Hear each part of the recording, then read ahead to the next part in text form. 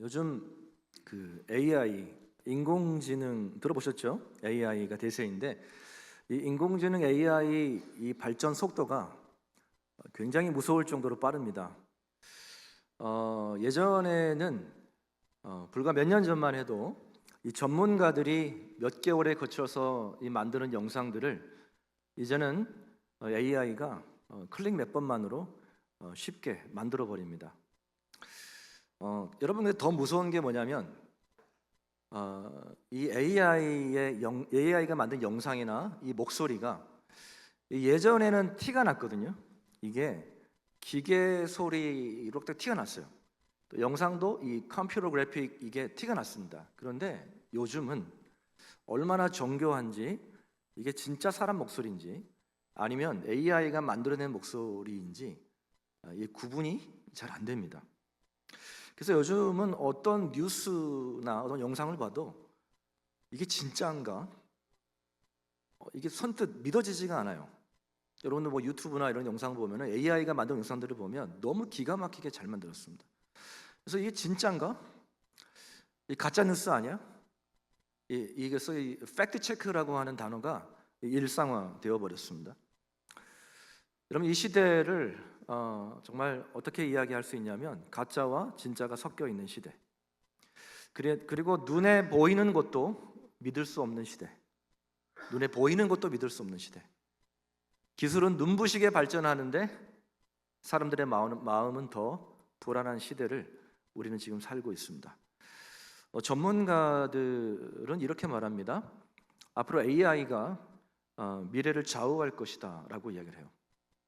또 국가의 운명도 이 기술이 결정할 것이다 라고 이야기하고요.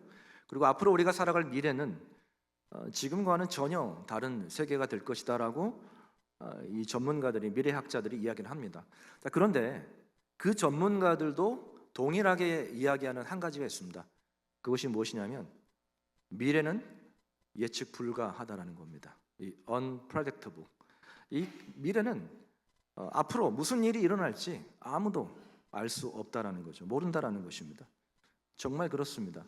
여러분, 우리 인생은 한 치 앞도 알 수가 없죠.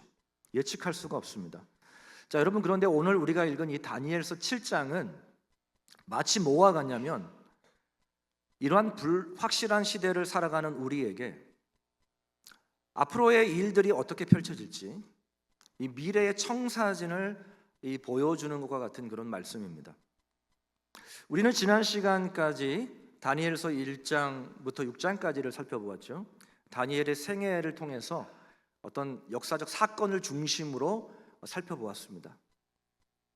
다니엘이 소년의 10대 나이에 바벨론의 포로로 끌려와서 그가 어떻게 신앙을 지켰고 또 위기 때마다 하나님께서 어떻게 역사하셨는지를 이 사건 하나하나를 우리가 살펴보면서 다니엘의 생애를 살펴보았습니다. 자, 여러분, 그런데 다니엘서 7장에 들어가서는, 후반부에 들어가서는 이 7장부터 12장까지는 그 분위기가 완전히 체인지 됩니다. 바뀝니다.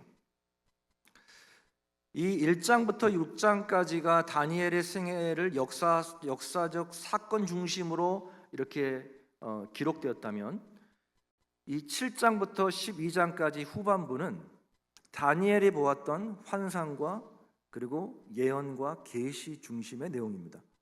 그래서 성경 통독을 할 때도, 우리가 성경을 읽을 때도, 다니엘서를 읽을 때 1장부터 6장까지는 굉장히 흥미진진하게 읽어요.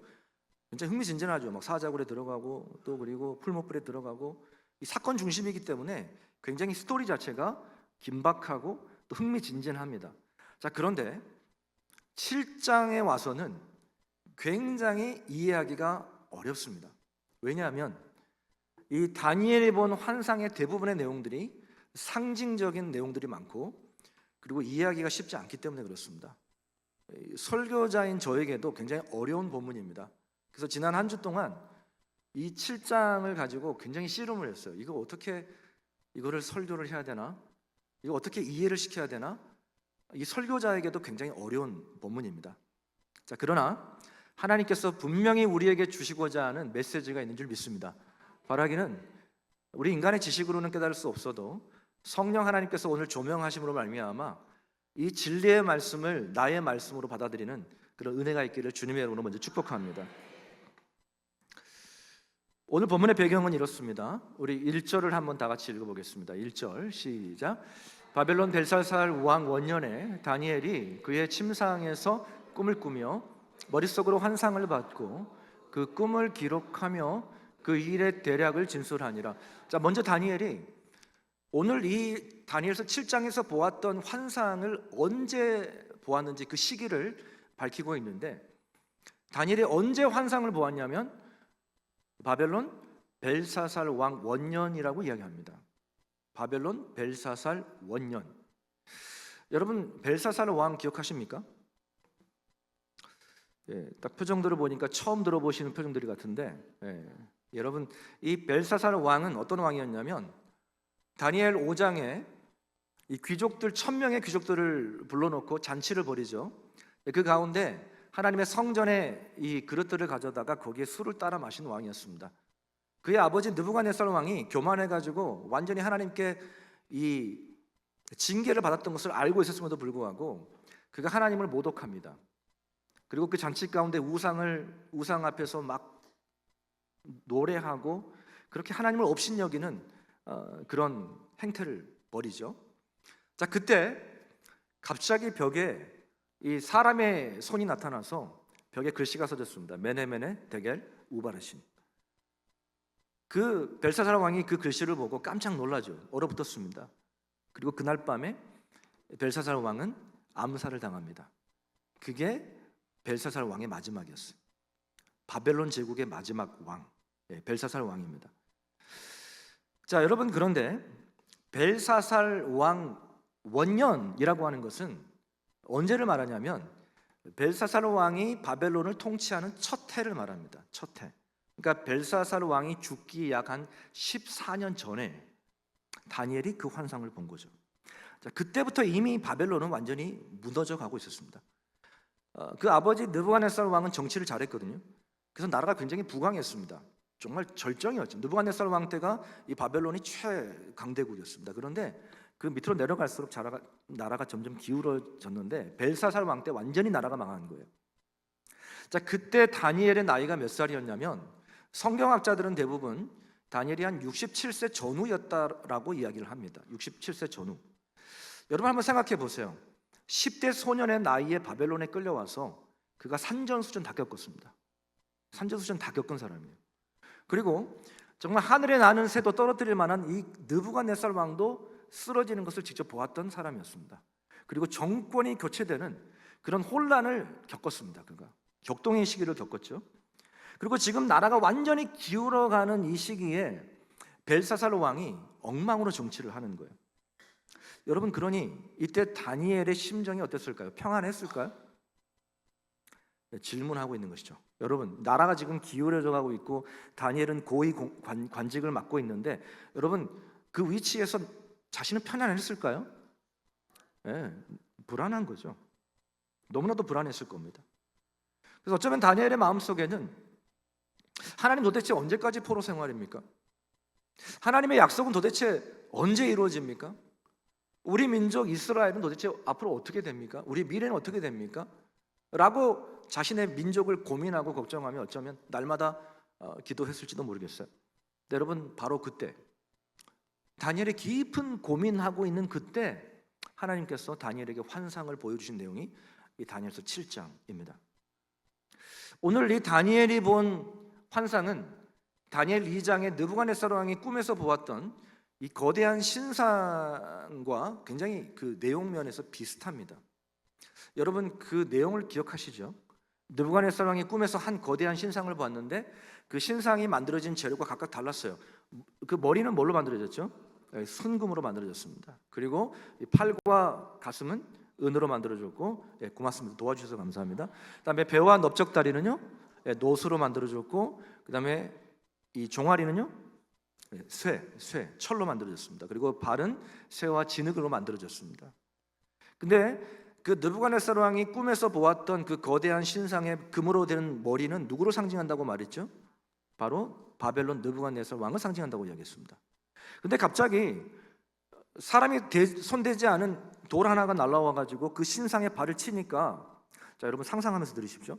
그 거대했던 신상이 산산조각이 나면서 마치 바람에 나는 겨와 같이 흔적도 없이 사라져 버렸습니다. 그리고 그 신상을 친 그 돌이 태산을 이루어 가지고 온 세상에 가득하게 되는 그런 꿈을 느부갓네살 왕이 꿨습니다. 근데 오늘 본문은 의미 면에서, 내용은 좀 다르지만 그 해석 면에서 거의 흡사합니다. 오늘 다니엘이 본 환상은, 자, 다니엘이 그 본 환상은 어떤 환상이었는가? 자, 지금부터 여러분 집중하시고 상상력을 발휘하면서 들으셔야 됩니다. 순간 정신줄을 놓는 순간 이제 못 알아듣는 거예요. 그러니까 저도 긴장하면서 지금 말씀을 전해야 되고, 여러분도 긴장하면서 들어야 됩니다. 그러니까 머릿속 지금 상상하면서 이미지네이션, 상상하면서 들으셔야 돼요. 자, 먼저 다니엘이 어떤 환상을 보았는지 2절 3절을 한번 같이 읽어보겠습니다. 2절 3절 시작. 내가 밤에 환상을 보았는데 하늘에 내 바람이 큰 바다로 몰려 불더니 큰 짐승 넷이 바다에서 나왔는데 그 모양이 각각 다르더라. 자, 다니엘이 맨 처음 목격했던 광경이 어떤 광경이냐면, 그 앞쪽으로 보여주세요. 한 장, 7장 2절을 보여주시면, 다니엘이 맨 처음 본 광경은 하늘의 네 바람이었습니다. 이 네 바람은 동서남북 사방에서 부는 바람을 말합니다. 자, 하늘에서 동서남북에서 바람이 부는 거예요. 근데 그 바람이 어디로 몰려왔죠?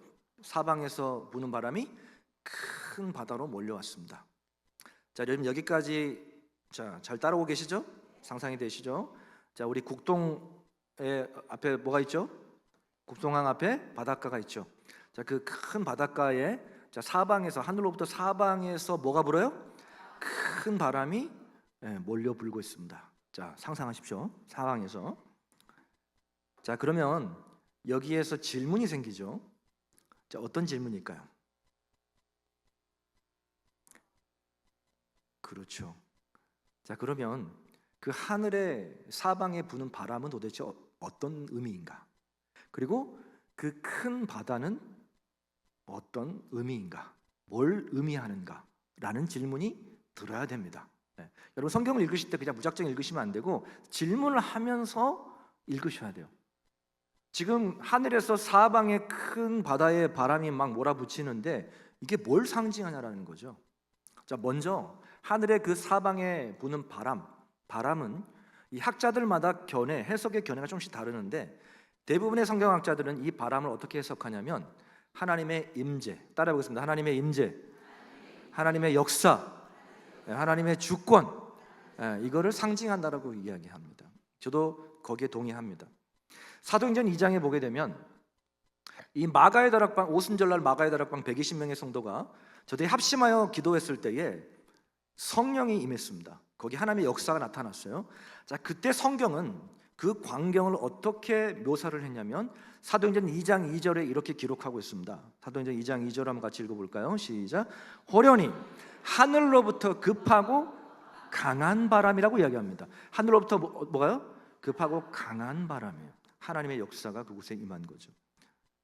자, 그래서 오늘 다니엘이 본 이 환상 가운데 하늘에 부는 네 바람, 그 사방에서 동서남북에서 부는 그 바람은 바로 하나님의 역사, 하나님의 주권, 하나님의 임재를 상징한다라고 생각해 볼 수 있습니다. 자, 그러면 큰 바다는 도대체 뭘까요? 큰 바다. 여러분, 맞습니다. 성경에서의 바다는 대부분 하나님을 대적하는 세상을 상징합니다. 세상.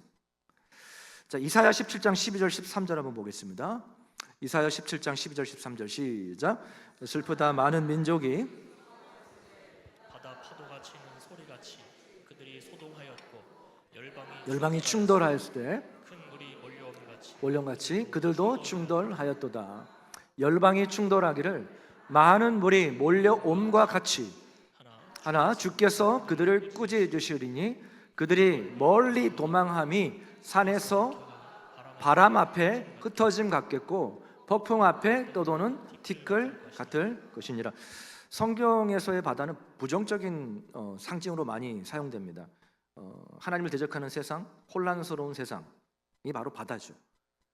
여러분, 세상이 아무리 강력해도 하나님께서 한번 훅 물어버리시면 오늘 이 성경에서 말하는 것처럼 마치 바람에 나는 겨와 같이 폭풍 앞에 떠도는 티끌같이 사라질 것이다라는 거예요.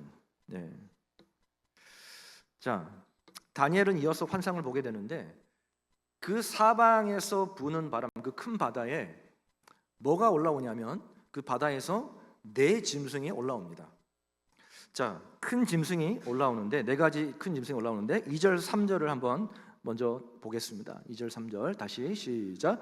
다니엘이 진술하여 이르되 내가 밤에 환상을 보았는데 하늘에 네 바람이 큰 바다로 몰려 오르더니 큰 짐승 넷이 바다에서 나왔는데, 자, 그 세상을 가리키는 그 바다에 뭐가 올라왔죠? 큰 짐승 넷이 올라옵니다. 근데 그 모양이 각각 달랐어요. 여러분, 오늘 이 본문은 영화로 치면 SF 영화입니다. 굉장히 아주 판타지, 이렇게 SF 영화인데 첫 번째 다니엘이 보았던 짐승은 어떤 모습이었냐면 4절에 이렇게 기록되어 있습니다. 4절에 뭐라고 기록되어 있냐면 첫째는 사자와 같은데 독수리의 날개가 있었다라고 얘기합니다. 자, 여러분 상상이 좀 되세요? 사자가 아닙니다. 사자와 같은데, 사자와 같은 짐승인데 뭐가 달렸어요? 독수리의 날개가 달려 있습니다. 현존하지 않은 짐승이죠. 이 환상 가운데 본 그 짐승입니다. 여러분, 사자는 동물의 왕이죠. 독수리는요? 공중에 나는 새들 중에 왕이 독수리잖아요. 자, 동물의 왕과 공중에 나는 새가 합해졌어요. 어떻게 될까요? 엄청나게 강하다는 것을 의미하겠죠. 자, 그러면 이 사자와 같은데 독수리 날개를 한 이 짐승은 도대체 뭘 상징하느냐? 성경이 참 감사하게도 그 뭘 상징하는지를 설명을 해줘요. 그 17절입니다. 우리 10절 한번 같이 17절 한번 읽어볼까요? 시작. 그 네 큰 짐승은 세상에 일어날 네 왕이다라고 이야기합니다. 네 왕이다라고 이야기해요. 자, 그러면 그 왕 중에 한 명이겠죠. 그러면 사자와 같은데 독수리를 날개를 가진 그 왕은 도대체 누구일까요? 제가 아까 느부갓네살 왕이 보았던 금신상과 굉장히 매칭이 된다라고 얘기했어요. 아까 금머리는 누구라고 그랬죠? 느부갓네살 왕이라고 그랬습니다. 자, 그래서 눈치가 빠르신 분은 바로 답변이 나옵니다. 자, 그러면 사자와 같은데 독수리 날개를 가진 왕은 누구일까요? 그렇죠. 바벨론의 느부갓네살 왕입니다. 강력한, 아주 사자와 같이 힘이 세고 공중의 왕인, 공중의 새 중의 왕인 독수리와 같은 그런 왕이 바로 바벨론의 느부갓네살 왕이었습니다. 여러분, 실제로 이 고대의 바벨론 그 제국에 가면 바벨론 제국에 이 아슈타르 신전이라고 있는데 아슈타르 신전의 그 문 입구에 이 독수리 날개를 가진 사자 모양이 새겨져 있습니다. 그게 실제로 그 독일 박물관에 그대로 그걸 옮겨놨어요. 근데 그 당시 바벨론 제국에 여러분 그 날개를, 독수리 날개를 가진 사자는 누구를 가리키는 걸까요? 그 당시 느부갓네살 왕을 가리키는 거였죠. 실제적으로 역사적으로 그렇습니다. 예레미야에서도 그렇게 이야기해요. 예레미야에서도 보면은 예레미야 이 선지자가 느부갓네살 왕을 사자로 표현을 합니다. 예레미야 50장 17절을 한번 보세요. 우리 함께 읽어보겠습니다. 시작. 이스라엘은 흩어진 양이라 사자들이 그를 쫓는도다. 처음에는 아수르 왕이 먹었고 그 다음에는 바벨론의 느부갓네살 왕이 그의 뼈를 꺾었도다. 자, 느부갓네살 왕을 뭘로 표현하죠? 사자. 자, 그러니까 여러분 오늘 본문에서 첫 번째로 그 큰 바다에서 올라왔던 큰 그 짐승 사자와 같은데 독수리 날개를 가진 이 짐승은 누구를 가리킨다고요? 느부갓네살 왕을 가리킨다라고 할 수 있죠. 자, 근데 오늘 4절을 다시 한번 보여주세요. 이 짐승의 날개가 어떻게 되냐면 뽑혔다라고 이야기합니다. 여러분 한번 생각해 보세요. 날개가 사라진 거예요. 좋은 의미입니까? 안 좋은 의미입니까? 딱 봐도 안 좋은 의미잖아요. 힘을 상실해버린 거예요. 힘을.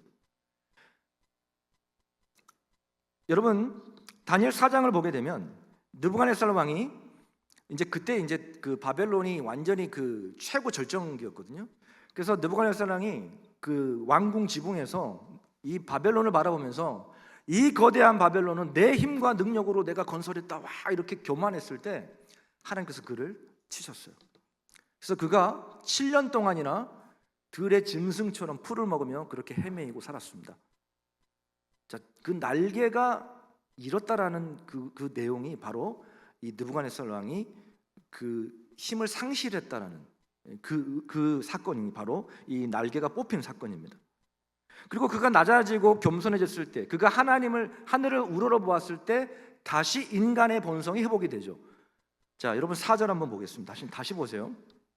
자, 4절. 첫째는 사자와 같은데 독수리의 날개가 있더니 누구를 상징한다고요? 느부갓네살 왕이에요. 근데 느부갓네살 왕, 내가 보는 중에 그 느부갓네살 왕의 날개가 뽑혔어요. 힘을 상실해버린 거예요. 그러니까 교만해가지고 하나님이 그를 치셔가지고 뭐 같이 됐어요? 짐승처럼 된 거예요. 근데 그가 다시 겸손히 엎드렸을 때, 다시 하나님을 바라보았을 때 그가 회복이 되잖아요. 그걸 뒤에 예언하고 있는 거예요. 시작. 또 땅에서 들려서 사람처럼 두 발로 서게 함을 받았으며 또 사람의 마음을, 인간의 본성을 다시 회복했다라는 거예요. 그걸 지금 하나님께서 다니엘에게 예언적으로 미래에 일어날 일을 보여주시는 거죠. 자, 여러분 이해되셨을까요? 감사합니다. 네, 감사합니다. 자, 첫 번째, 사자와 같은데 독수리 날개를 가진 짐승 누구라고요? 바벨론의 느부갓네살 왕, 아주 강력한 제국의 왕이었습니다. 여러분 아시다시피 바벨론도 무너졌습니다. 바벨론도 사자와 같은 그 강력한 제국도 결국은 무너졌어요. 자, 두 번째 짐승이 등장합니다. 자, 성경은 이렇게 묘사해요. 5절을 한번 같이 읽어보겠습니다. 5절 시작. 또 자, 다른 짐승 곧 둘째는 뭐와 같죠? 곰과 같았다. 곰과 같았다. 여러분 곰은 사자보다는 빠르지 않습니다. 그런데 힘이 셉니다. 힘이 세고 그리고 굉장히 덩치가 크죠. 제가 우연히 어떤 영상을 봤는데 동물들이 무는 악력 있잖아요. 무는 힘이 어떤 동물이 센지를 이렇게 비교하는 영상이었거든요. 여러분 사자가 무는 힘이 셀 것 같아요? 아니면 곰이 무는 힘이 셀 것 같아요? 곰이 훨씬 셉니다. 곰이 무는 힘이 훨씬 셉니다. 그럼 여러분 이 곰은 어느 제국을 상징할까요? 바벨론을 무너뜨린 메대와 바사 연합군 페르시아를 상징합니다. 페르시아. 자, 여러분 그런데 자세를 보면 좀 특이해요. 이 곰 같은데 그것이 몸 한쪽을 들었다라고 이야기합니다. 그렇죠? 여러분 역사적으로 메대와 바사는 연합군이에요. 연합군인데 나중에는 바사 제국, 이 페르시아 고레스 왕이 훨씬 더 강력해집니다. 그러니까 한쪽으로 기울어진 것을 그대로 묘사한 거죠. 몸 한쪽이 들었고, 그러니까 이 페르시아 쪽으로, 바사 제국 쪽으로 힘이 확 쏠린 거죠. 그리고 그 입에는, 그 입 사이에는 뭐가 물려 있죠? 새 갈빗대가 물려 있었습니다. 여러분 이 새 갈빗대는 돼지갈비를 말하는 게 아닙니다. 돼지갈비를 말하는 게 아니고 그 당시 페르시아가 점령했던 수많은 나라들 중에 주요 제국들인 바벨론 그리고 리디아, 애굽을 가리킵니다. 그리고 거기에 소리가 나는데 일어나서 많은 고기를 먹으라 라고 소리가 들렸어요. 탐욕을 말합니다. 탐욕. 먹어도 만족이 없는 거예요. 영토를 넓히고 부를 축적해도 끝이 없는 거예요. 여러분 그런데 역사적으로 페르시아 제국은 더 많이, 더 크게 외치다가 결국은 무너졌습니다. 여러분 이것이 세상의 나라입니다. 자, 이어서 세 번째 짐승을 보았는데, 자, 성경은 이렇게 묘사하고 있습니다. 자, 우리 6절 같이 보겠습니다. 한번 같이 읽어볼까요? 시작. 그 후에 내가 또 본즉 다른 짐승 곧 표범과 같은 것이 있는데 그 등에는 새 날개 넷이 있고 그 짐승에게 또 머리 넷이 있으며 권세를 받았더라. 자, 보여주세요. 자, 첫 번째는 사자와 같은데 독수리 날개를 가졌고, 두 번째는요 곰 같은, 그죠? 그리고 이에는 이 사이에는 갈빗대 세 개가 물려 있고, 그리고 세 번째 짐승은 뭐와 같죠? 표범과 같은데 등에 뭐가 달려 있어요? 새 날개가 몇 개가요? 4개가 달려 있습니다. 4개가. 네 개가 달려 있어요. 여러분 표범은 맹수 중에서 가장 빠른 짐승 중에 하나입니다. 가장 빨라요. 근데 그 등에 날개가 몇 개 달렸어요? 4개. 바벨론은 날개가 몇 개 달렸죠? 2개. 독수리 날개 2개 달렸어요. 근데 이 표범은 날개가 몇 개요? 4개. 4개. 여러분, 그러니 얼마나 빠르겠어요? 안 그래도 빠른데, 표범이 안 그래도 빠른데 날개가 4개가 달렸으니 얼마나 빠르겠어요? 여러분, 이 제국은 누구를 상징하냐면 그 페르시아를 무너뜨린 헬라, 그리스 제국, 알렉산더 대왕을 상징합니다. 여러분, 역사와 비교해 보면 참 놀랍습니다. 여러분, 이 알렉산더가 참 젊은 나이에 왕이 돼요. 20세 나이에 왕이 되거든요. 근데 불과 10년 만에 유럽과 아프리카와 그리고 이 아시아에 걸친 대제국을 이 알렉산더 대왕이 건설합니다. 역사학자들은요, 말을 타고 달리는 속도보다 이 정복하는 속도가 더 빨랐다 그래요. 그러니까 정말 날개가 4개 달린 표범과 같은 거죠. 근데 참 여러분, 참 신기한 게 이 짐승의 이 대급박이 몇 개인지 아세요? 머리가 몇 개인지 아십니까? 머리가 4개입니다. 머리가 4개. 자, 이것도 여러분 이게 의미가 있습니다. 여러분, 알렉산더 대왕이 몇 살에 사망하게 되냐면 33살에 갑작스럽게 죽게 됩니다. 세상을 떠나게 돼요. 참 아이러니하게도 젊은 나이에 세계를 빠르게 정복했는데 정작 자기 생명 하나는 지키지 못했어요. 알렉산더가 죽고 난 다음에 이 헬라 제국에는 내분이 일어났습니다. 내분이 일어났는데 그 이제 정권을 가지고 권력을 가지고 그 안에 내분이 분열이 일어났는데 그때 이 알렉산더 대왕이 죽고 난 다음에 나라가 분열이 돼요. 쪼개지게 되는데 몇 개로 쪼개지게 됐을까요? 어떻게 하셨어요? 그렇죠. 머리가 4개라 그랬잖아요. 4개로 나눠지게 됩니다. 참 역사적으로 살펴보면 너무 정확해요. 소름 돋게. 알렉산더 대왕은 누구보다도 빨랐지만 가장 허무하게 죽은 왕입니다. 여러분, 이게 세상 나라예요. 자, 마지막 네 번째 다니엘이 보았던 환상 가운데 그 짐승은 도대체 어떤 모습이었냐면 이게 좀 대박이에요. 7절 한번 같이 한번 읽어보겠습니다. 시작. 가운데 그 놀라우며 또 매우 강하며 또 새로 된 큰 이가 있어서 먹고 부서뜨리고 그 나머지를 발로 밟으며 이 짐승은 전에 모든 짐승과 다르고 또 10뿔이 있더라. 여러분, 이 짐승은요 이름이 없어요.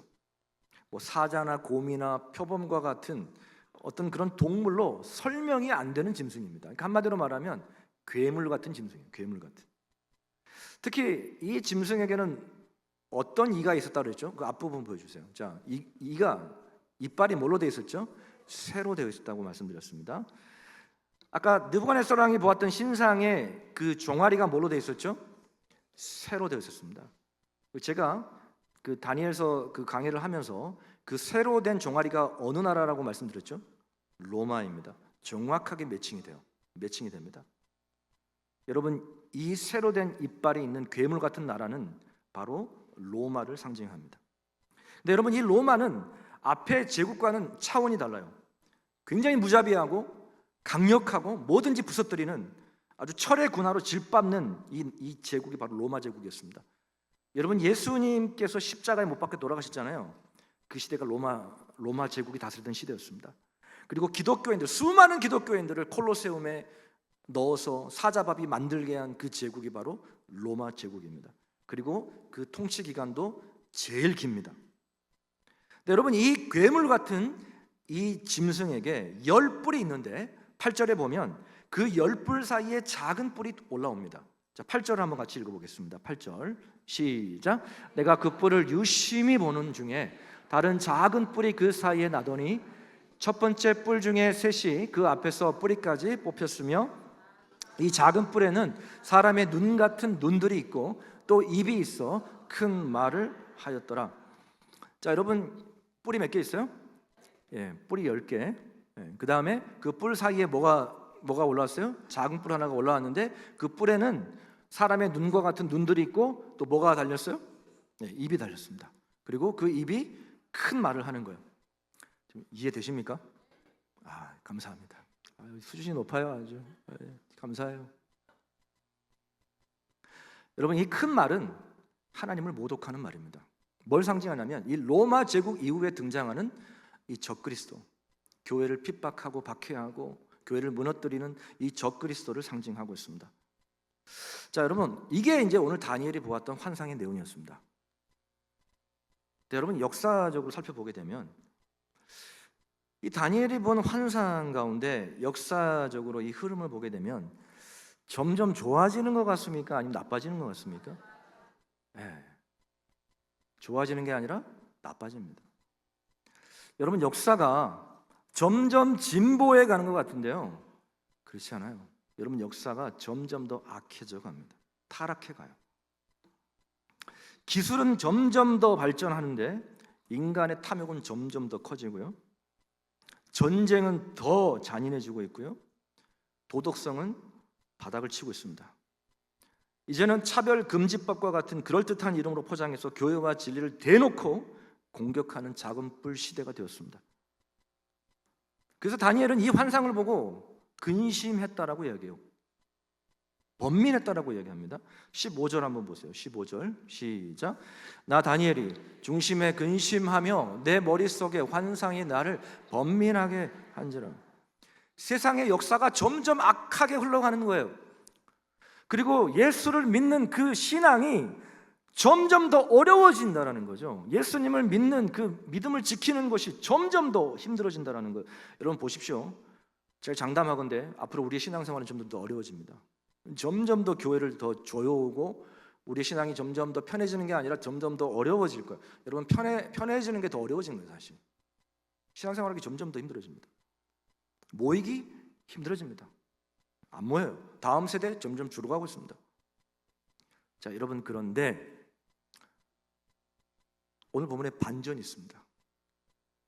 오늘 우리가 읽지는 않았지만 9절부터 보시면 이 시선이, 다니엘이 바다를, 세상을 가리키는 바다를 바라봤던 시선이 어디로 향하느냐면 이 하늘의 보좌로 향합니다. 옮겨집니다. 자, 여러분 9절을 한번 보세요. 자, 반전이 일어나요. 우리 같이 한번 읽어보겠습니다. 시작. 내가 보니 왕자가 누워있고 옛적부터 항상 계신 이가 좌정하셨는데 그의 옷은 희게가 눈 같고 그의 머리털은 깨끗한 양의 털 같고 그의 모자는 불꽃이요 그의 바퀴는 타오르는 물이며. 자, 다니엘이 바다의 시선을 두다가 그 다음에 어디로 시선이 옮겨졌죠? 하늘 보좌로 옮겨집니다. 그리고 다니엘이 누구를 바라봤습니까? 옛적부터 항상 계신 이가 좌정해 있었어요. 자, 여러분, 옛적부터 항상 계신 이가 누구일 것 같습니까? 네, 하나님이시죠. 조금 더 구체적으로 말씀드리면 심판하실 하나님입니다. 이 세상 나라를 심판하실 하나님. 여러분, 이게 성경의 관점입니다. 역사적 관점이에요. 뭐냐면 세상은 여전히 요동을 쳐요. 바다처럼 요동치고 여전히 날뛰고 짐승들은 여전히 날뛰지만 여러분, 결국은 하나님의 뭐가 있어요? 심판이 있다라는 거죠. 자, 13절에 그리고 이어서 이렇게 이야기합니다. 우리 13절도 한번 읽어볼까요? 시작. 내가 또 보니 인자 같은 이가 하늘 구름 타고 와서 옛적부터 항상 계신 이에게 나아가 그 앞으로 인도되며. 자, 그 다음에 누구를 봤냐면 인자 같은 이를 봤습니다. 여러분, 인자 같은 이가 누구일까요? 바로 우리 구주 예수 그리스도입니다. 신약 성경에 보면 인자라는 단어가 86번이 등장하는데 모두 예수님을 가리킬 때 사용됐던 단어가 인자라는 단어예요. 인자는 머리 들 곳이 없도다. 인자가 고난을 받아야 된다. 이 인자는 예수님을 가리킬 때만 사용된 단어였어요. 자, 여러분, 그런데 그 인자 같은 이가 그 하나님의 그 보좌 앞으로 인도함을 받게 되는데, 자, 14절 한번 보세요. 14절 우리 함께 읽어보겠습니다. 14절 시작. 그에게 권세와 영광과 나라를 주고 모든 백성과 나라들과 다른 언어를 말하는 모든 자들이 그를 섬기게 하였으니 그의 권세는 소멸되지 아니하는 영원한 권세요 그의 나라는 멸망하지 아니할 것이니라. 아멘. 여러분, 이것이 오늘 다니엘이 보았던 역사의 엔딩, 마지막이었습니다. 짐승이 이기는 것 같은데, 세상이 이기는 것 같은데 결국 어린 양 예수 그리스도가 승리한다라는 거예요. 여러분, 역사 속에 기독교를 받겠던 수많은 왕들이 있었어요. 기독교를 없애려고 수많은 그리스도인들을 사자밥으로 만들고 화형시키고 불에 태우고 때려잡아 죽이고 수많은 그런 악한 왕들이 있었습니다. 기독교를 없애려고 박해했습니다. 핍박했습니다. 여러분, 그런데 그 왕들 지금 다 어디 갔습니까? 다 어디 갔어요? 다 죽고 없습니다. 그러나 수많은 박해 속에서도 주님의 몸된 교회는 여전히 존재하고 있습니다. 여러분, 세상 나라는 영원하지 않아요. 세상의 권력, 여러분, 아무리 권력을 가지고 있어도 영원하지 않습니다. 바벨론도 무너졌고요, 페르시아도 무너졌고, 그리스 무너졌습니다. 로마, 영원할 것 같았던 로마 무너졌습니다. 지금의 강대국들, 여러분, 미국 영원할 것 같죠? 언젠간 다 지나갑니다. 그러나 예수 그리스도는 어제나 오늘이나 동일하신 영원하신 분이십니다. 그러므로 여러분, 예수님만이 우리가 붙들어야 될 참 소망인 줄 믿으시기를 바랍니다. 사랑하는 성도 여러분, 여러분 무엇을 바라보며 살고 계십니까? 무엇을 바라보고 살고 계셔요? 여러분, 자식 바라보고 살고 계세요? 돈 바라보고 살고 계십니까? 여러분, 세상에 없어질 것들을 바라보고 살면 그 끝은 반드시 기억하세요. 허망합니다. 허무해요. 여러분, 돈이 인생의 전부인 줄 알고 돈을 쫓아갔는데 그 끝에 가보면 허무한 거예요. 자식이 전부인 줄 알고 자식 뒷바라지하면서 자식만 바라보고 살았는데 그 끝은 허망한 거예요. 왠지 아세요? 세상의 끝은 다 영원하지 않아요. 그러나 어제나 오늘이나 영원토록 동일하신 그 예수 그리스도를 붙들고 사는 사람은 그 끝이 허망하지 않습니다. 소망인 거예요. 소망. 여러분, 우리는 끝을 아는 사람들입니다. 역사의 끝을, 그리고 우리의 인생의 끝을 아는 사람들입니다. 여러분, 혹시 모르신 분 계세요? 여러분의 인생의 끝을 모르신 분 계십니까? 우리 끝은 죽음이죠. 그러나 하나님을 바라보는 사람은 그 끝이 아닙니다. 영원한 세계가 펼쳐지는 것입니다. 그러므로 사랑하는 성도 여러분, 우리는 이 물결치는 요동치는 이 바다와 같은 세상 가운데 변함없으신 영원하신 예수 그리스도를 붙잡고 살아가시는, 그래서 우리의 믿음이 견고하게 세워질 수 있는 저와 여러분 되시기를 주님의 이름으로 축복합니다. 제가 말씀을 묵상하다가 찬양을 좀 바꿨습니다. 우리 시선이라는 찬양인데요, 여러분, 좀 우리 세상을 바라보는 시선이 좀 주님을 바라보는 시선으로 바뀌었으면 좋겠어요. 우리 함께 시선 찬양합니다.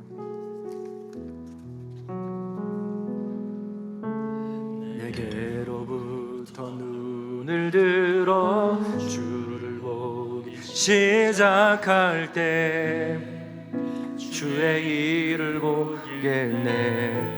내 작은 마음 돌이키사, 내 작은 마음 돌이키사 하늘에 꿈꾸게 하네. 주님을 볼 때 모든 시선을 주님께 드리고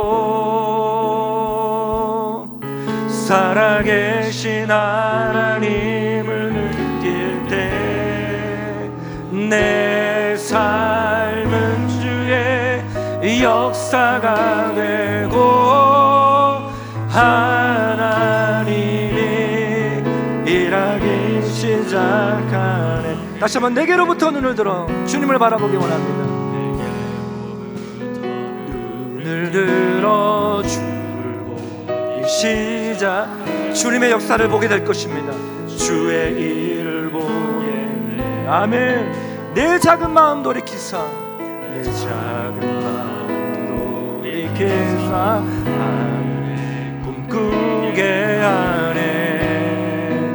주님을 볼 때 아멘. 모든 시선을 주님께 드리고 살아계신 하나님은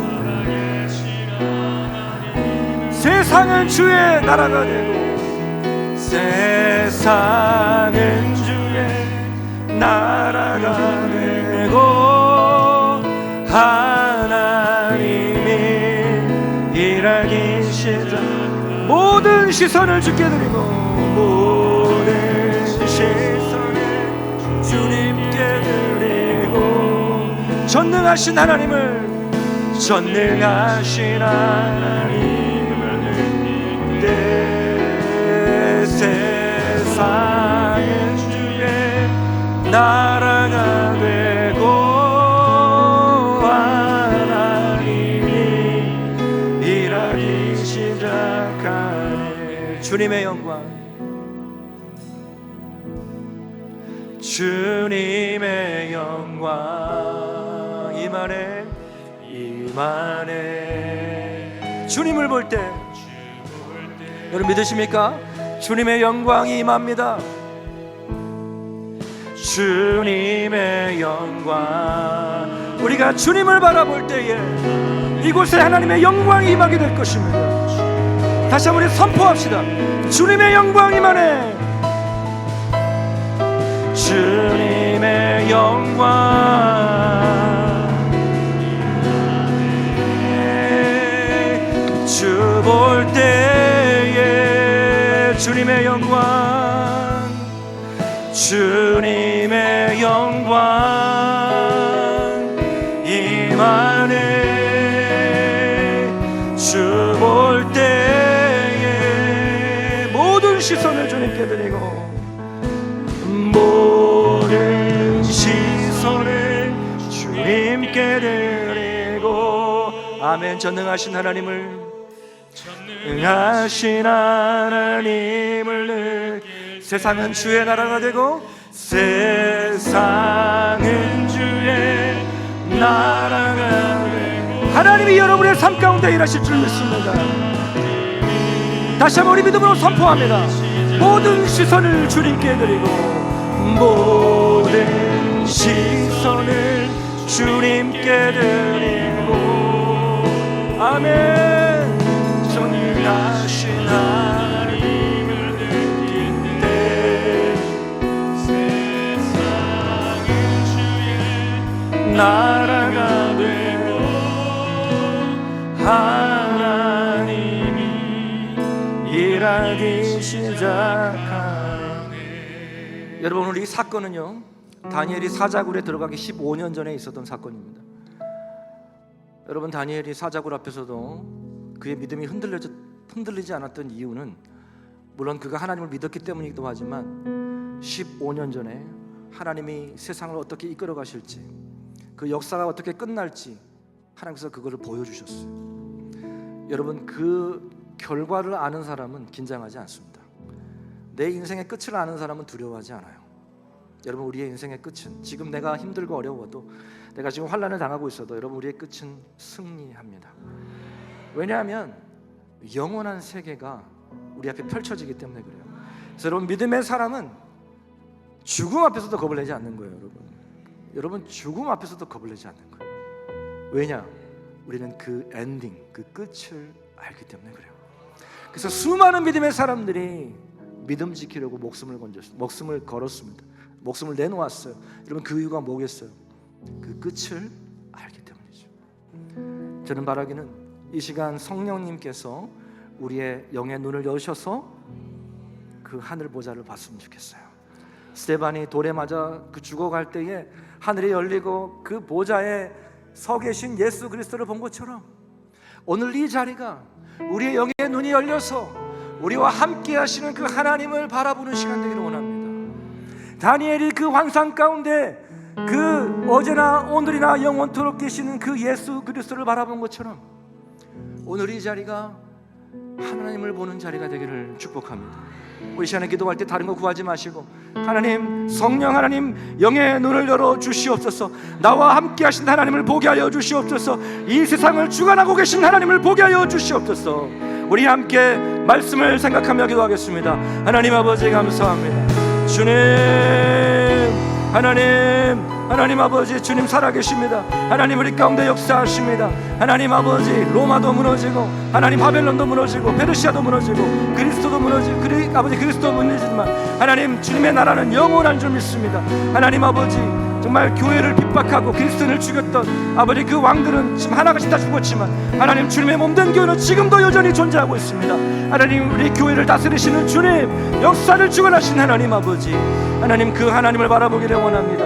다니엘이 하나님 그 하늘 보좌에 앉아 계신 그 예수 그리스도를 바라보며 하나님 영원하신 그 나라, 그 영원토록 변함없는 그 나라를 바라본 것처럼 하나님 오늘 이 시간 우리의 영안을 열어주셔서 우리와 함께 하시는 그 영광스러운 나라를 보게 하여 주옵소서. 하나님 어떠한 상황에서도 우리의 믿음이 흔들리지 않게 해주시고 두려워하지 않게 하시고 하나님 담대하게 다니엘처럼 믿음으로 나가게 하여 주시옵소서. 살아계신 하나님, 찬양과 영광을 주님께 올려드립니다. 하나님, 세상에 강력한 그 어떤 나라도 다 무너졌습니다. 교회를 핍박하고 그리스도인들을 사자굴에 넣고 화형시키고 교회를 없애려고 했던 그 수많은 왕들은 지금 죽고 없습니다. 그러나 주님의 몸된 교회는 지금도 여전합니다. 하나님의 나라만이 영원한 줄 믿습니다. 주여, 우리가 썩어지고 없어질 이 땅에 소망을 두지 않게 하시고 영원한 하나님의 나라의 소망을 품고 살게 하여 주시옵소서. 그래서 하나님, 어떠한 시련이 온다 할지라도 우리의 믿음이 흔들리지 않게 하여 주시고 끝까지 하나님 우리의 믿음을 완주할 수 있도록 성령 하나님 우리를 도와주시옵소서. 하나님, 스데반이 죽기 직전 하늘이 열리고 예수 그리스도가 보좌에 선 것을 본 것처럼 하나님 우리의 영안을 열으셔서 우리와 함께 하신 임마누엘 하나님을 보게 하여 주시옵소서. 현실을 바라보지 않게 하시고 그 역사를 주관하신 하나님을 보게 하여 주시옵소서. 하나님, 오늘 이 시간 귀한 예물을 주 앞에 봉헌에 올려드립니다. 하나님의 것을 구별하여 11조를 드리고 범사에 감사함으로 감사 예물과 하나님의 나라의 확장을 위한 선교 예물 1,000번째 생일을 맞이하여서 고영민 장로님, 박종화 장로님, 오직 예수 지금까지 주 안에 살게 하여 주셨음에 진실로 감사드립니다. 영광 받으소서. 우리 김미정 권사님 들었습니다. 하나님, 우리의 삶이 하나님의 손에 있습니다. 역사가 하나님의 손에 있습니다. 하나님, 우리를 붙들어 주시옵소서. 우리 가정을 붙들어 주시고 우리 교회를 붙들어 주시옵소서. 이번 한 주간의 삶이 하나님을 바라보는 한 주간의 삶이 되게 하셔서 그 어떤 상황에서도 우리의 믿음이 흔들리지 않게 하여 주시옵소서. 살아계신 우리 구주 예수 그리스도의 이름으로 감사하며 축복하며 기도 올려옵나이다.